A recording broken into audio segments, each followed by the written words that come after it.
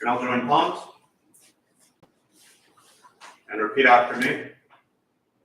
I take refuge in the Buddha. I take refuge in the Buddha. I take refuge in the Dharma. I take refuge in the Dharma. I take refuge in the Sangha. I take refuge in the Sangha. Keeping the palms joined.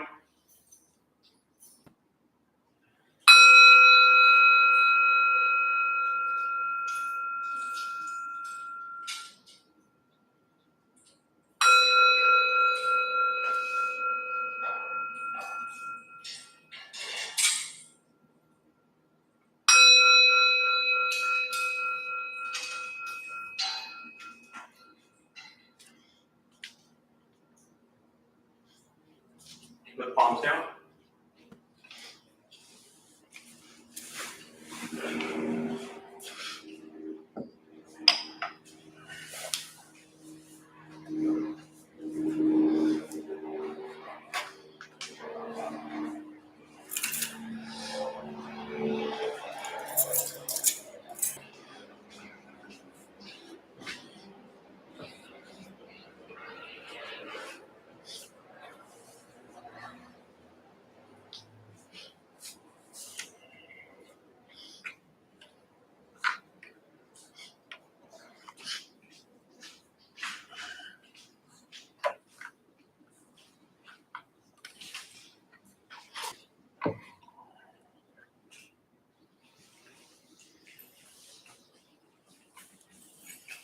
All right, good morning, everybody. Good to see you all. Welcome back. It's been a minute. How's everybody doing?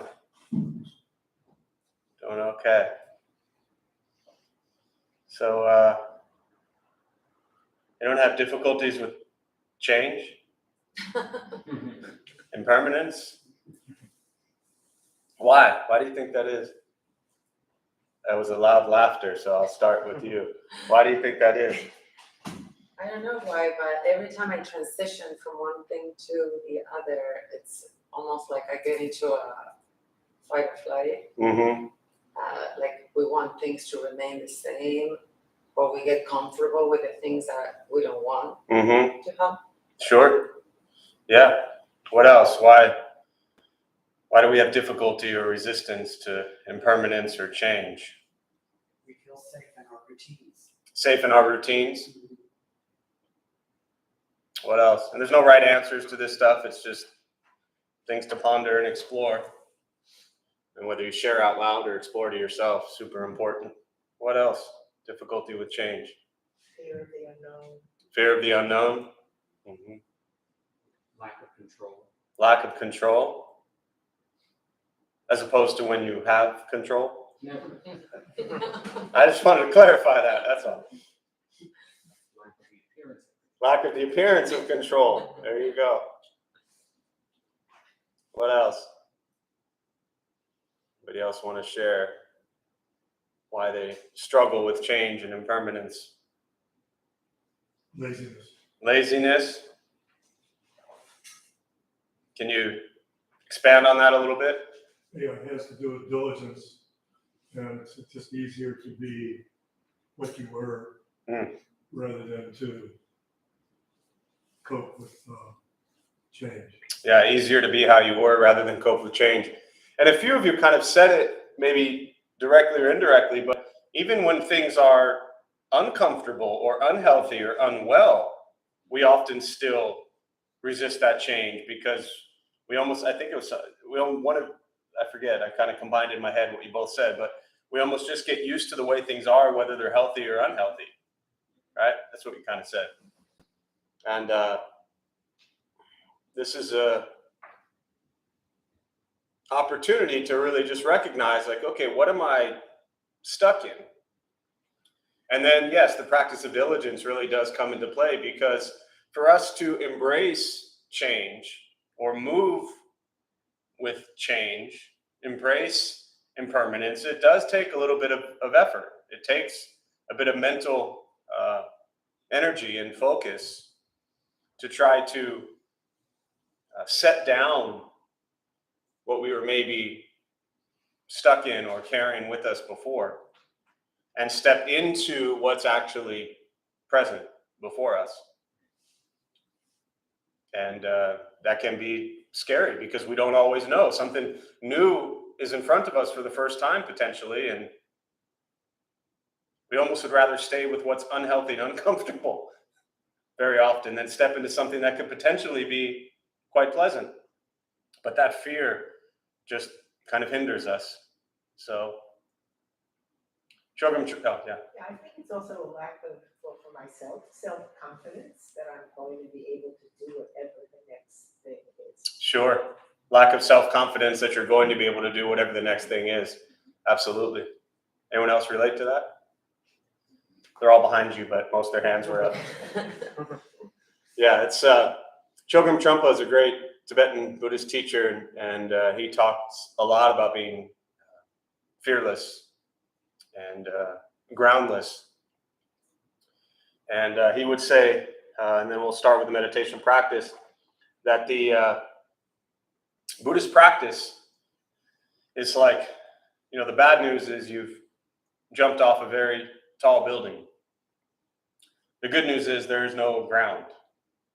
So you just keep falling. And while you're falling, you just continue to practice. That you never do land. And this really is, for me, a very profound teaching that we're often trying to identify ourselves or give ourselves some label or story of who we think we are, what I think our life is supposed to be. And we put that in a box. And we try to become that or fulfill that, as opposed to recognizing that we're always just falling. And falling doesn't necessarily mean a bad way. We're just constantly changing and moving through time and space, all time, all space, in all directions. So glad I clarified that for everybody here today. Thanks for playing. We'll go ahead and we'll start with the meditation practice. For those who are maybe joining us for the first time, a couple things to tell you before we begin. And for those who are joining us, our millions of followers on YouTube, welcome. Sorry for not saying hello to you already. I apologize. Thanks for being with us this morning. So with the meditation practice, a couple things. Nothing's going to happen to you. You're not going to float away. You won't have any mystical, magical experiences. And the mind that races all day long is not going to shut off. Don't judge your practice, meaning don't ask yourself, is this working or not working? Are we doing it right or wrong? We're just going to sit and breathe. You'll hear sounds inside, outside. This is life. Life is filled with chaos. And this practice is learning to get quiet and still within all the chaos. Posture, you just want to be comfortable. If you are on a cushion, often it helps. Sliding to the front third, pushing the stomach forward allows the back to straighten. If you're on a bench or a chair, also just trying to sit up straight. Shoulders are relaxed. Hands can be on the knees or in the lap, whatever's comfortable for you. I will guide us as we begin, and we'll settle into a little bit of silence. Most important, do not expect anything. We're just going to sit and breathe.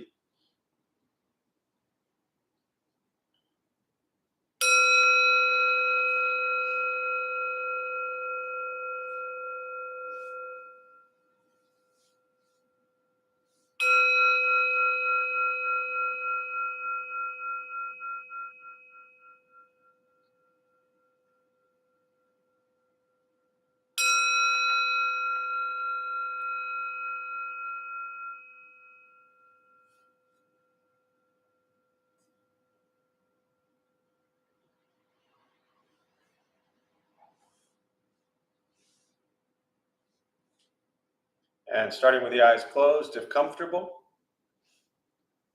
or slightly open. Mouth is open or closed. We'll start with taking 3 deep breaths, slowly.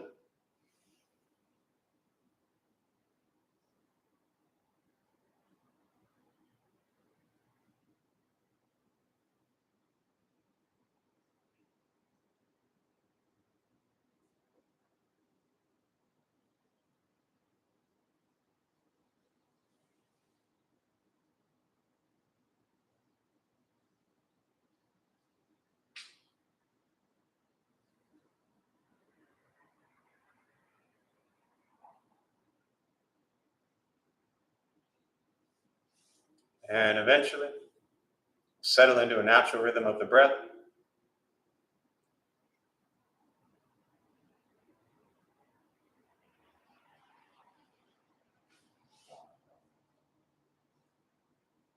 Noticing the mind as it wanders, jumping from thought to thought.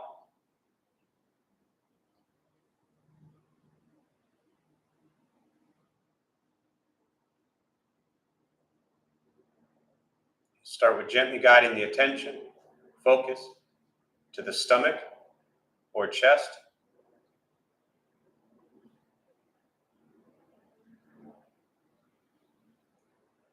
Breathing in, feel them rise.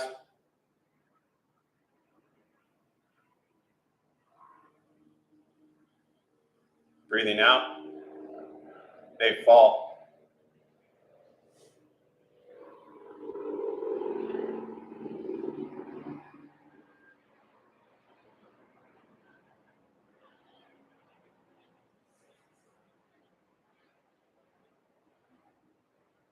Simply continue this practice, observing sensation of breath.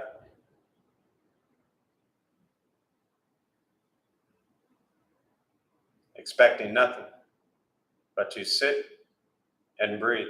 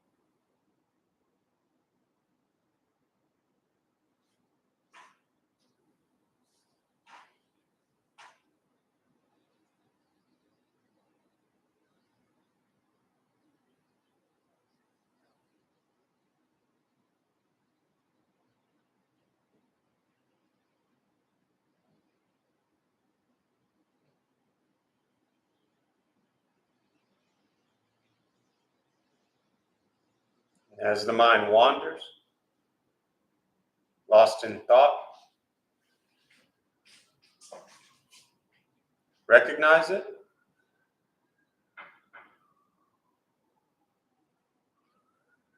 Release that thought.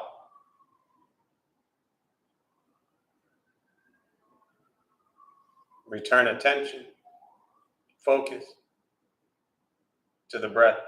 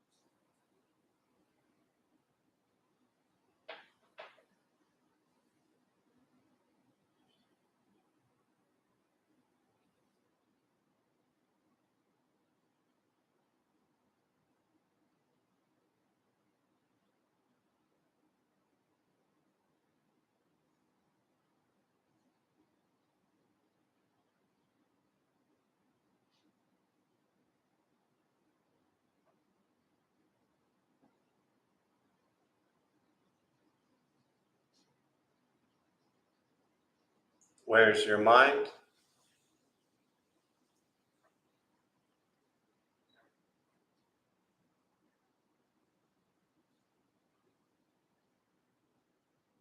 Return attention, focus to the breath.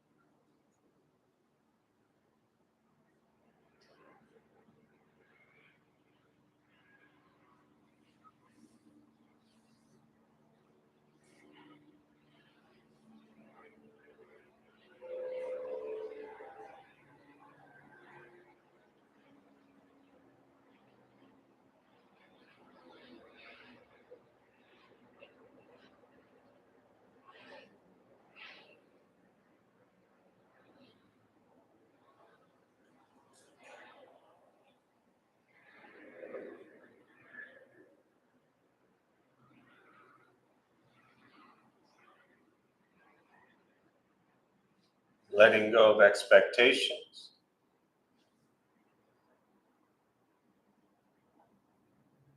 Letting go of judgments from the practice. Just sitting. Breathing.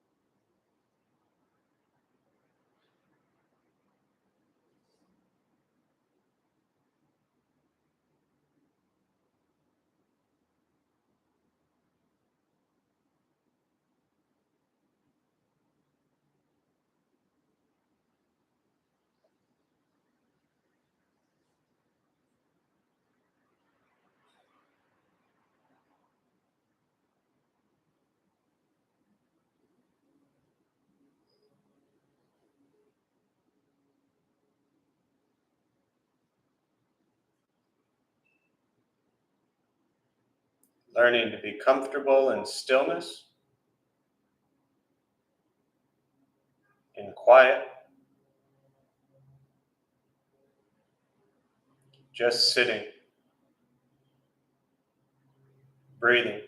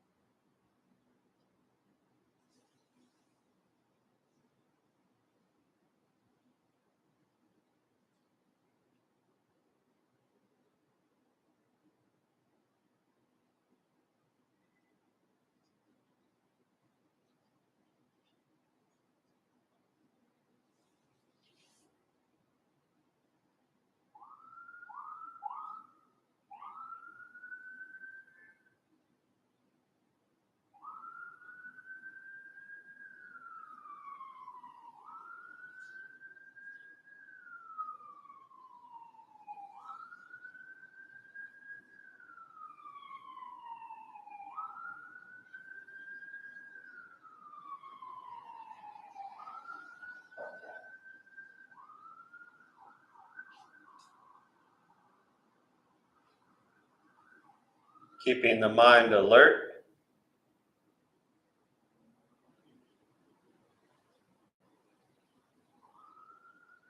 aware of each sound,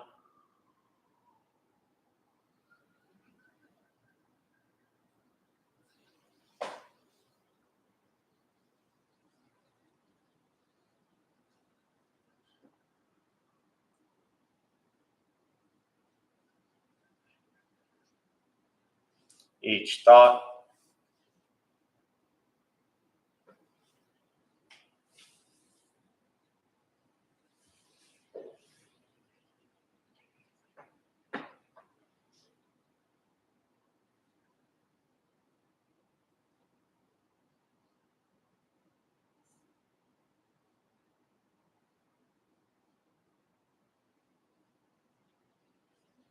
each physical sensation,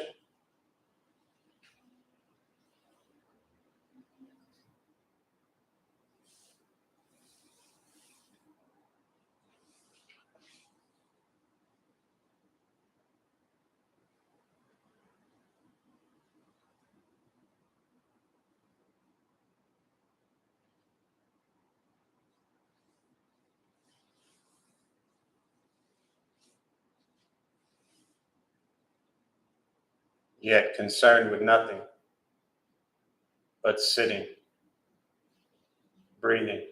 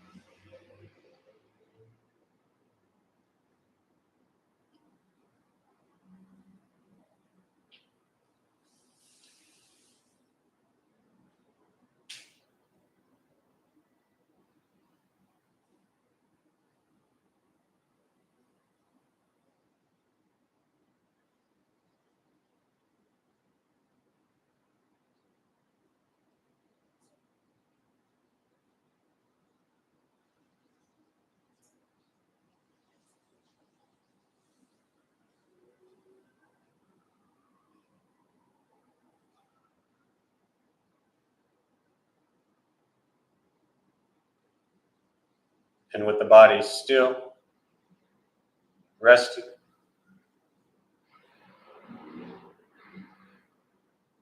And the speech quiet, aware of all sounds.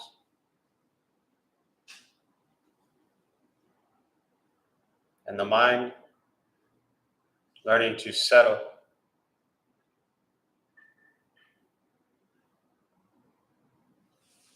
Know what it's like to just sit and breathe.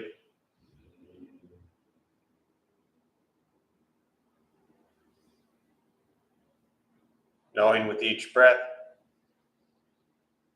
there's nothing else to do.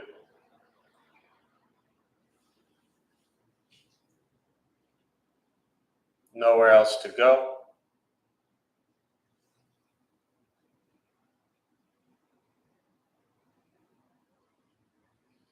No one else to be.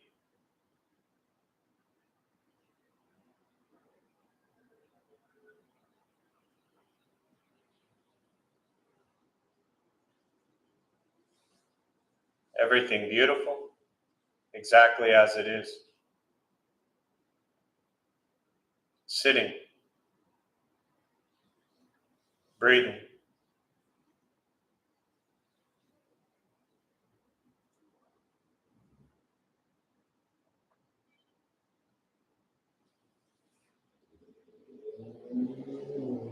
Once again, taking 3 deep breaths, slowly.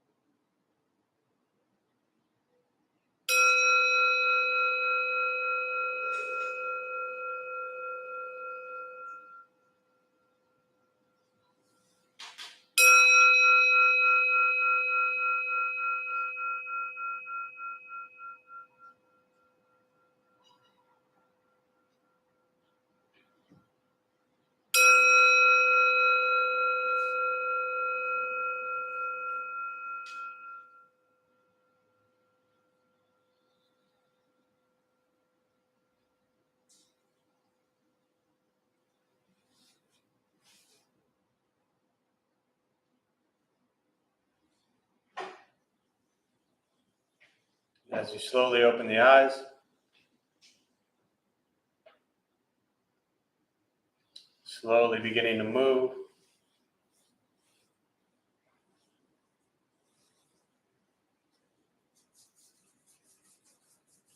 And most important, with the practice of meditation, is to recognize how you feel now, immediately after. Compare this to how you typically feel throughout your day. Recognize the difference, if there is one.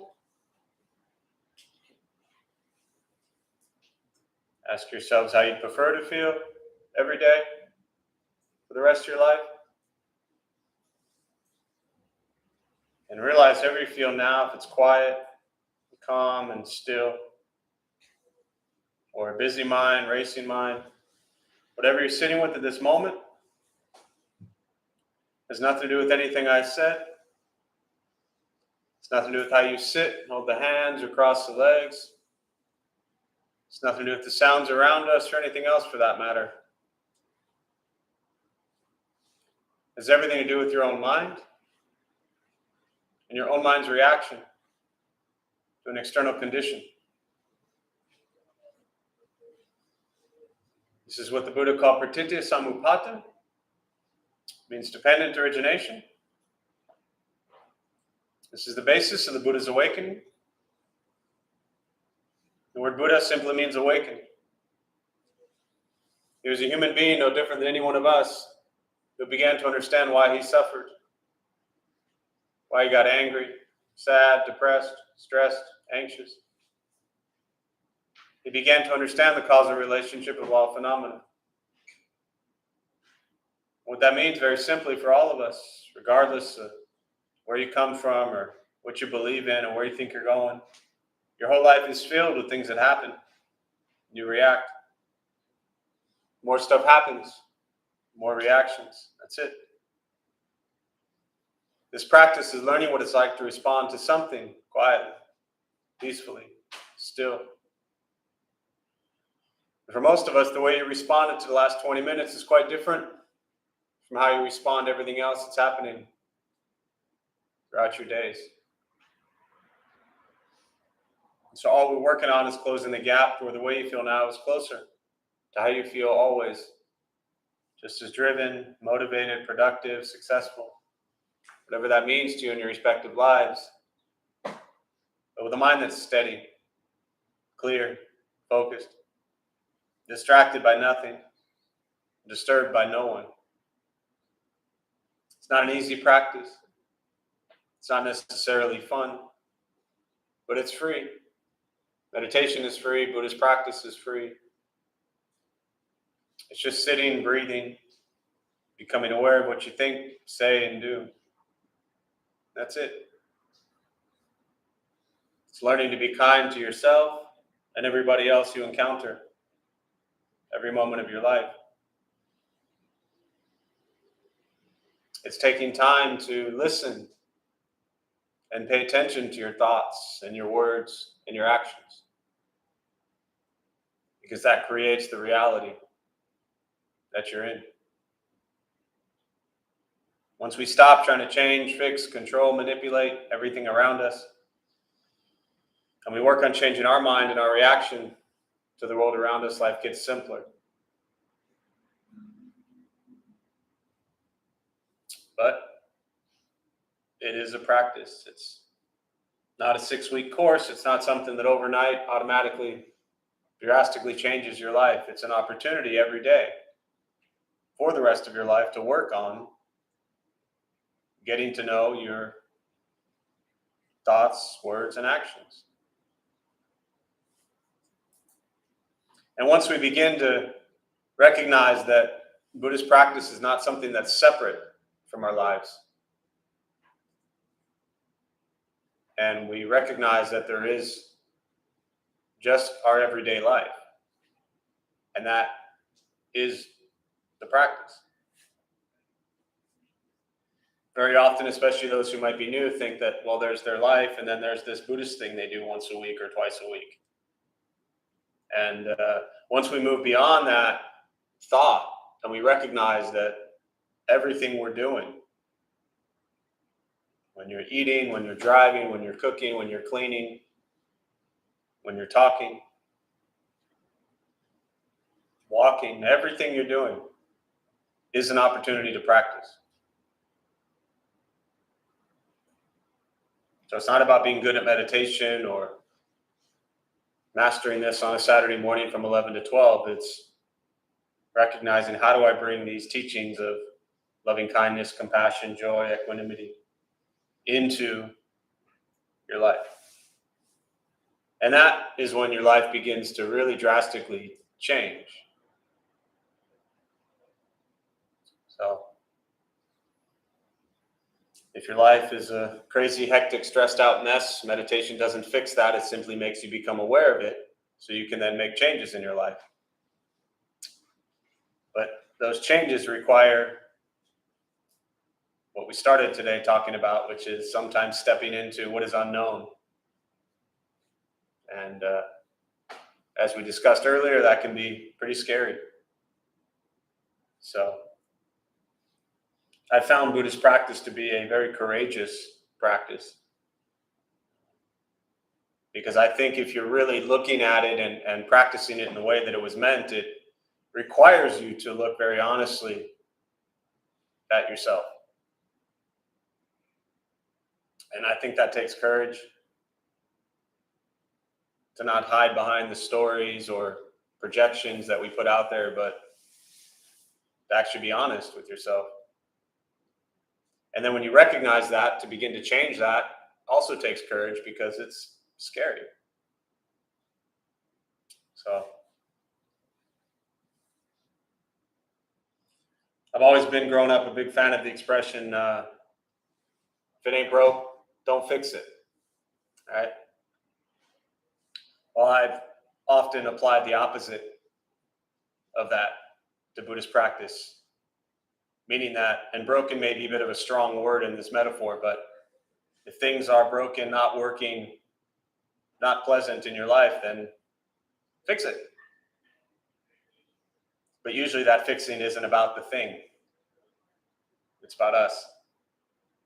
So with that, I'll pause and just open up to questions. For me, I really just prefer responding to questions. Again, for those of you joining online, welcome. There's a chat box there on the screen somewhere. Feel free to say hello, introduce yourself, and if you have any questions, you can chime in there as well.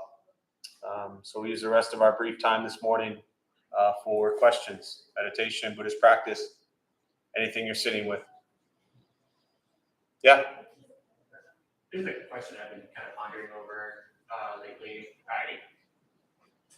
So attachment is supposedly one of the forms of suffering, one of the most worst forms of suffering. Okay.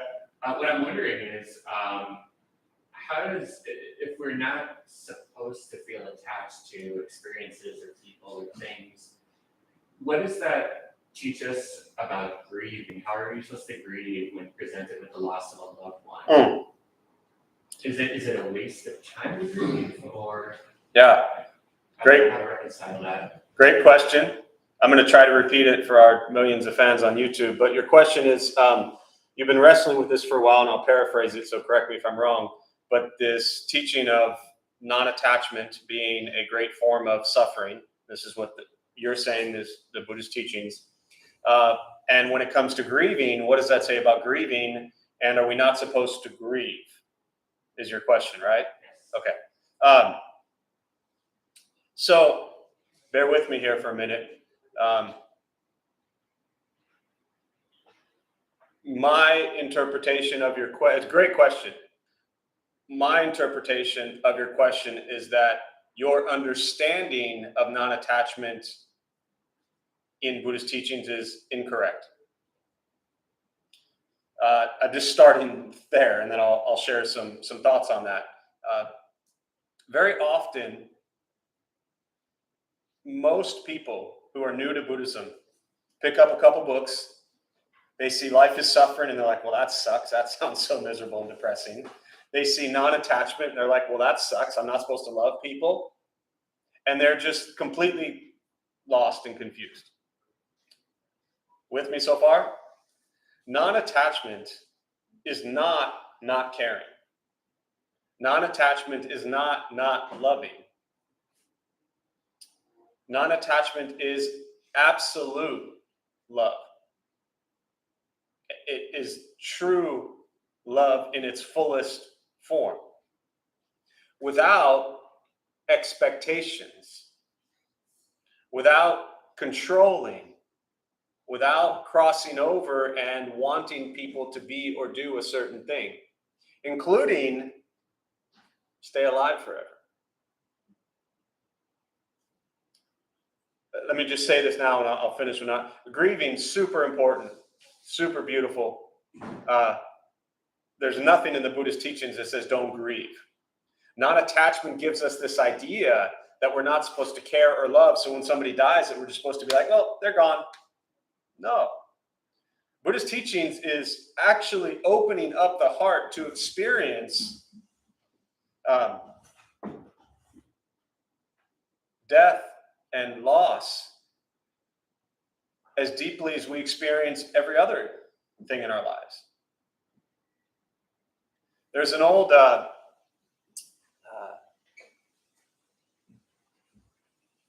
think it's a Jack Johnson song where he says something to the effect of,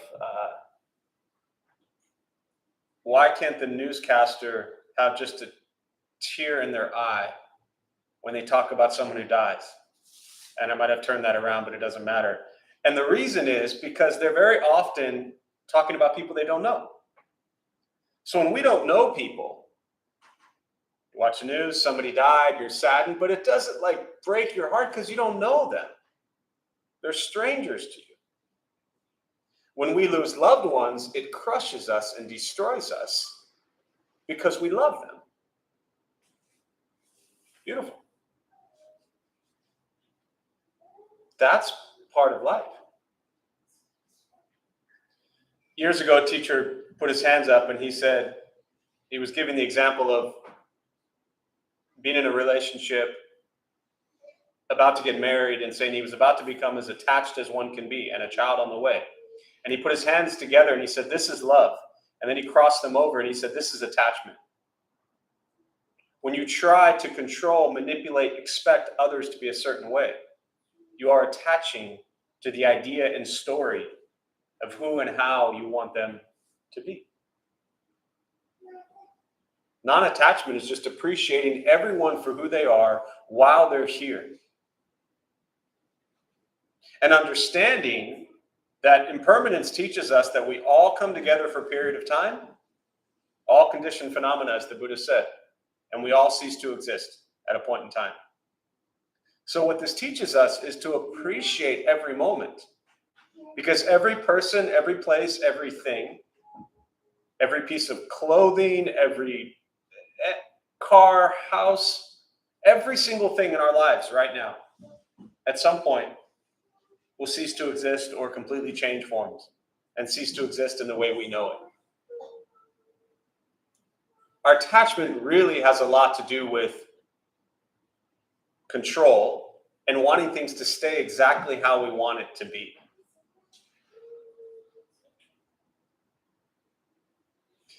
Does that make sense so far?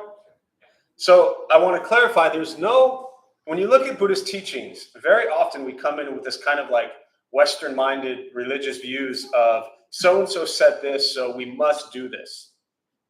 There's nothing in the Buddhist teachings that says you cannot attach. You can attach as much as you want. What he said was, when you attach and you lose what you're attached to, you're going to suffer. The problem is not the attachment. The problem is knowing that what we're attached to will change and fade away. That's where the suffering comes from. So I look at a deep understanding of non-attachment, which then really is separate. And I focus like 90% of what I said on the non-attachment part and not on grieving. Because if you deeply understand non-attachment, it doesn't have anything to do with grieving. Grieving is a part of life. The Buddha said we are born, we will age, we will get sick, and we will die. This will happen to all of us. We cannot escape it. And when we lose people and places and things that we love, it definitely hurts. Not everybody gets sick. Sorry? Not everybody gets sick. At some point they do. Yeah. The comment was not everybody gets sick. And my response was at some point they do.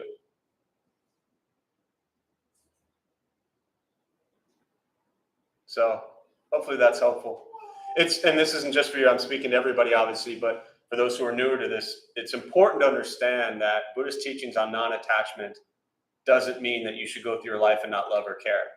It means that you should love and care about everyone.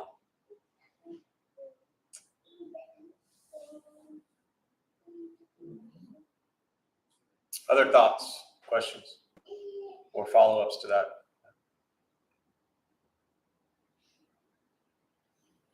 I'm curious about attachment in terms of control and maybe thinking that we are maybe bigger than we really are, that we have almost like becoming as an act of being more humble and accepting that we really don't have control. Do you think there's a relationship? I think, so what popped into my head, there was a meme I saw years ago, and I usually post it once a year because I think it's so like perfect. And there's the image is like this beach chair, just a chair on the beach, which makes it a beach chair. And it's like as if the person is sitting in it. You don't see the person, but it's just this one or maybe two chairs, I forget, looking out at the ocean. Still photo, there's the waves. And it says, relax, nothing is under control. And there's this whole concept or idea in our mind that, you know, I've got it under control, relax, everything is under control. And that is such an illusion. Nothing is under control. Nothing. And when I say under control, meaning your perception or idea of control. Because when we try to control something or someone, we have an idea of how we want it to be, and we spend our entire lives trying to make that happen. And for me, this practice is so liberating because it frees you from, I mentioned this game a couple weeks ago, but this little toy for kids where, I got to find the name of it, but you have like this little square box and you have all the shapes and you got a circle and a square and a star, and you're supposed to put those in the corresponding shapes, right? You know what I'm talking about? And all of a sudden the star goes in the star and it goes in the bucket. And everyone's like, yay, the little, baby got it right. And so our whole lives, we grew up thinking that only the star can go in the star and only the circle can go in the circle. This happens since we're tiny. So our whole lives are spent doing that. We just get older. And that game that I'm talking about, we play in various forms our entire life and we don't even know it. And we get so lost in this illusion of thinking that we have something under control. The greatest sense of attachment is this attachment to the sense of self. Everything that you're asking about, if I'm at least remotely understanding what you're talking about, is this attachment to self. And this idea that, is anyone here roam around thinking that other people are more important than you are? How many of you woke up today and said, you know what, before I eat, I'm going to make sure every human in the world has food to eat? All right. How many of you woke up thinking, before I put on this shirt, I'm going to make sure every other human has a shirt to put on? No. These are not things that make us bad people or bad Buddhists or wrong. It's just an observation that we don't see the world through other people's eyes. We see the world through our eyes. And that lens, that perception of reality is not reality. But we see ourselves as the most important creature on this planet. And everything revolves around us. And therefore, we try to control our perfect story. And when everybody doesn't play into our little perfect plan or story of control, we scold them and we run. And we just move from place to place, creating the same chaos because we cannot get over our own ego and recognize that we are the source of this constant problem of trying to control. And that will just change form your entire life until you recognize, stop trying to control and start experiencing. Two different things. Experiencing life in reality is very different from trying to control life in reality. You become someone who's able to respond to situations as opposed to trying to force situations. And that's very liberating. Can be. Trying to control everything is miserable and brings so much suffering because it's endless. And I'm coming from 30 years of personal experience. This isn't something I read in a book. It made my life absolute hell. And setting that whole story and box down, oh my God, was the greatest thing in the world. So, but it ain't easy. Yeah. Other thoughts, questions? Yes.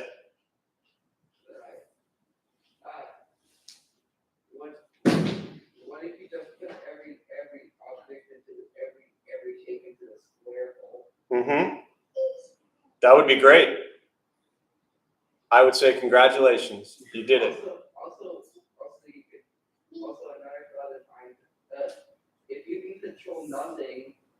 do I can feel this nothing?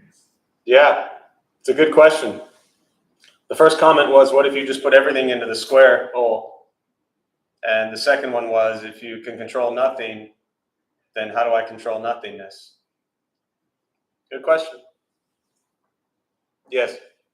When I'm doing meditation, and sometimes I feel that I live in my body, OBE.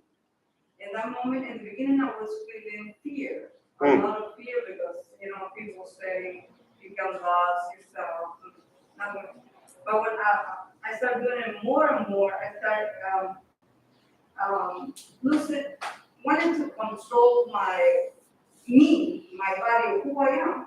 What I think I am is this body, but I'm more than the body. When I start seeing myself doing things in the other dimensions, I don't know how to say it, but this is my first time, yes, and this is my son who. I'm glad you're both here. So, for me, Buddhist practice is recognizing that we have this physical form, body, and often we think that that's like the most important thing. It also is recognizing that we have consciousness. And these two elements come together, physical form and consciousness. And they play out for a period of time. So for me, Buddhist practice is very grounded that you're not leaving your body. Your body's just here, didn't go anywhere, and you didn't go anywhere. You may have had thoughts that were elsewhere, or visions that are elsewhere, but you're just right here. Well, the body is right there. Sure. So I see my body right there. And then I start going to places where I choose. So what it goes there? My mind? Yeah. Consciousness? Yeah. Like I said, I can't, no matter what somebody's individual experience is with meditation, I think it's important to just recognize your own individual experience with meditation, that nobody else can tell you what your experience was. I can just say from my experience with Buddhist practice is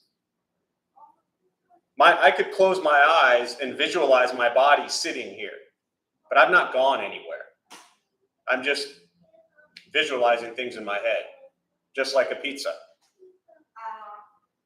In meditation, the type of meditation that I do, I'm not visualizing anything. Yeah, okay. It's if you go and sleep your body and then you have a consciousness, your mind is out. Yeah. I'm not visualizing it, it's just I have, one day I was doing it, I didn't know I couldn't even do it. Sure. And when I opened my eyes, I thought it was my body, it was my consciousness, Yeah. whatever it was. And I saw my body in the bed. That's great. Yeah. So at that moment, I didn't know it was me leaving the body and dead or something. I was freaking out. So I wanted to wake my physical body. But then I ended in paralysis. Sleep paralysis. Sleep paralysis. Yeah. So Yeah, I don't have any expertise or knowledge or wisdom to impart on that. but thank Yeah. you. But no, I appreciate you sharing. Yeah. Other thoughts, questions? I have I'll say a mantra that comes back over is everything's on its way out, including me. So I don't know, that gives me comfort and kind of a realization that this may be the last time I get to be with this person. I don't know the order of things. Yeah. But that helps me to be more present. Maybe because of my age, too, more accepting of my own aging process. But that doesn't mean I don't grieve. And I noticed that my grief, the level of grief is more about what that person meant to me or how open my heart was to them. If it was someone who I was close to, I didn't feel it. But I'm thinking when you're talking about the newscaster, like when RPG died, a lot of us grieved deeply because of what she meant to us. Right. Even though I never personally met her. So can you speak to that, or did I answer my own question? You always answer your own questions, I think, which is great. And they're not even questions, but you still answer them. Sure. So I think the first part, and I'll try to recap that for our virtual folks. The first part about your kind of personal mantra of everything's on the way out, including me. Is that what you said? Yeah. I think that's a beautiful practice. I think it's, when we learn about meditation, Buddhist practice, any spiritual journey, it's really important that we kind of adapt what resonates with us and we make it fit into our lives and we create practices and things that work for us. And so this idea of everything's on its way out, including me, is a great reminder, as you said, that yes, we don't know how long we have with someone. We don't know how long we have with today. At any moment in time, our life can drastically change, can drastically end, can be drastically altered at any moment in time. And we don't know when that moment will come. And so the practice isn't to, and this is difficult because you don't want to live in fear of something terrible happening today, for example. I use this practice not to live in fear, but as you said, to actually ground ourselves in gratitude and appreciation of like, wow, I'm alive today. I get to experience today. I get to interact with this stranger while I'm ordering a sandwich today. Like, what a cool experience all of this life is. To just experience it, moment to moment to moment. For me, this is the Zen practice of just experiencing every moment as it arises. And I think this cultivates a deep sense of gratitude and appreciation for what we refer to as the good and bad, even though Buddhism's kind of not about good and bad, but recognizing that there's pleasant, unpleasant, and neutral experiences. And so to appreciate all of them as opportunities for growth. And I think the second part about, what you share about grieving and RBG and, the passing of someone you didn't know, but what you stood for and represented was so powerful to you, is really beautiful. And how can I say this? I think this is the challenge. The hard part is to recognize that everyone who passes meant something that deeply to someone. But because we can't open up wide enough to recognize that each individual has that capacity or that experience, it doesn't pain us as much unless they deeply impacted us. Does that make sense? Yes, except someone was killed in a car crash that's in another party, and I felt that everything and thought about their family. I thought, well, that's, it wasn't anything about political. It's about a loss of a loved one. So suddenly, which speaks to what I said earlier, everything's on its way out, including me. She didn't know that was going to be her last drive. Right. So it was, Yeah. And I don't feel that with anyone, regardless of their views or their politics. Definitely. And I think for me, that's always been a good practice, is to recognize that when we lose people and things and whatever is important in our lives, somebody, whether we know them or not, is suffering deeply from that experience. And I think this practice of loving kindness, this practice of really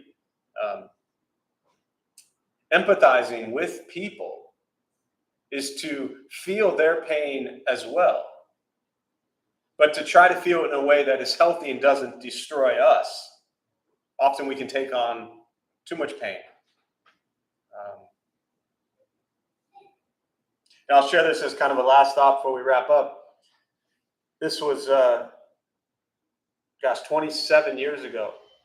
And I was in college and I was working in a group home, counseling adolescent females, all who had been physically, sexually, emotionally abused. So I'm 20 at the time. These kids are 15, 16 years old, and they had been through tremendous trauma.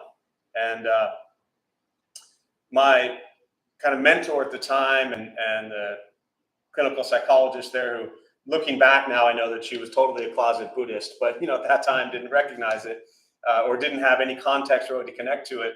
She said, Jeff, when you show up here to work with these kids, show up and give them 100% of your effort, your heart, your time, and your attention, and care for them deeply. And the moment you walk out the door, leave it here. Because if you carry the pain that they're experiencing with you, it'll be too much pain for you to bear. And what she taught me 27 years ago was the practice of endless love and ultimate non-attachment. That you can't control them. You can't fix them. But you can be present and love them while you're there. And I'll never forget that experience. Years later, it finally hit me, and I was like, oh, she was teaching me non-attachment. And I've continued to this day to use that in so many areas of my life, no matter who it is. You love them while they're there. You take care of them while they're there. But as soon as you walk out the door, you can't carry the whole world on your shoulders, or you'll crash. So, all right. So I'm going to close on that. We'll join palms. May the benefit of this practice be shared with all beings in all directions. May any merit gained from this practice be transferred to the more than 6 million lives that have been lost during this pandemic, the family and friends who continue to suffer to this day, to all of those in Ukraine and surrounding areas who've lost lives and suffer, and the children and adults who lost lives at the shootings in Texas and Chicago, and their families who continue to suffer at this time. May they all be at peace. May we all be at peace and free from suffering.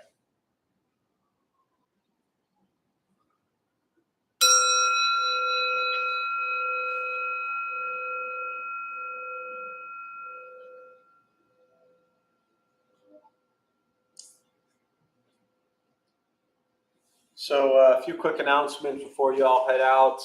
Thank you all for being here. My name is Jeff. I'm a Dharma bum. We opened up this temple 15 years ago to introduce Buddhist practice to those who show up. Those of us who lead, we're not monks, we're not nuns, we're not gurus, we're not masters, we're not teachers, we're not looking for students, we're just practitioners. We do our best to take our understanding of Buddhist teachings and put it into terms that hopefully make sense to those who show up. So every night we have different practices going on, different people leading from different Buddhist traditions. We have a large recovery sangha, so anyone battling addiction, drugs, alcohol, or whatever it may be, that meets a few times a week. The first Saturday of every month, so we had a lot of people this morning, we do a day of silence. It's, in essence, 4 hours of silence. So 20 minutes of silence is absolute torture, and I strongly recommend trying it for 4 hours. It's phenomenal. Info is on the website. You do have to RSVP for that because we do cap it at about 15 people. So you have a whole month to work up to that. Other than that, just good to be open. Appreciate everybody who's here. Appreciate you, showing up and putting this practice into your life. We do have a lot of stuff got done by this morning. There's a sheet by the door with some cleaning tasks. A lot of it's been checked off. We also have a few things, and if you give me 5 minutes to get down there, anyone seen the movie Shawshank Redemption? So remember how he breaks out of prison, or breaks through the wall, one pebble at a time, right? So we have a project like that where we need to move one rock at a time. The challenge is these rocks are definitely not pebbles. So if you're feeling incredibly strong and you have a good back and you want to maybe move a really large, heavy rock or two, I'll meet you down in front of the Buddha For You store in about 5 to 10 minutes. So we've got about 4 weeks to move a bunch of these. So if you're feeling up for it, I'll see you down there. Other than that, thanks for being here. I wish you well. We'll see you soon.